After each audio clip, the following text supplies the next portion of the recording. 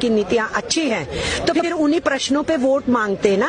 15 लाख रुपया दिया कि नहीं दिया, रोजगार पैदा किए कि नहीं किए, भ्रष्टाचार खत्म हुआ कि नहीं, काला पैसा बाहर से आया कि नहीं, महंगाई रुकी कि नहीं, इसके ऊपर वोट क्यों नहीं लिया? पुलवामा और बालाकोट का इमोशन खड़ा करके तथाकथित राष्ट्रवाद के नाम पे वोट क्यों लिया? अगर मोदी जी समझते हैं कि आर्थिक नीतियां इतनी मजबूती, सीधे कहते ना कि बोलिए इतने लोगों के घरों में 15 लाख चला गया था, देखो इतने रोजगार पैदा किए। जिस नोटबंदी को उन्होंने कहा कि बहुत ही शानदार कदम था, उस नोटबंदी का एक शब्द भी नहीं इस्तेमाल किया चुनावों में, क्यों नहीं किया ना? फिर बोलिए ना। लेकिन मैम विपक्ष ने तो इन सब मुद्दों को उठाया, लेकिन फिर भी धराशायी हो गए चुनाव में। मैं तो बोल ही रही हूँ कि इन मुद्दों को बहस में तो बनने नहीं दिया ना।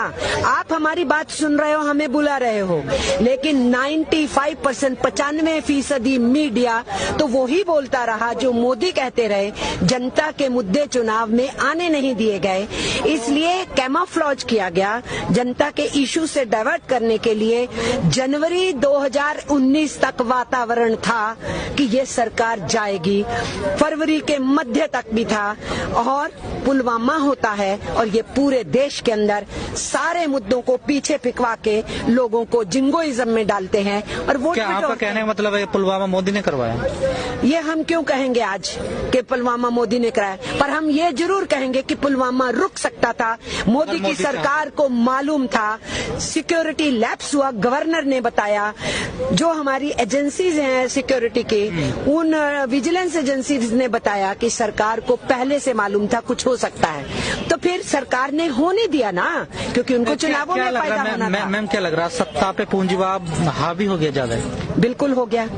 इस वक्त सत्ता इस देश के बड़े कॉरपोरेट घरानों के इशारों पे ही केवल चल रही है।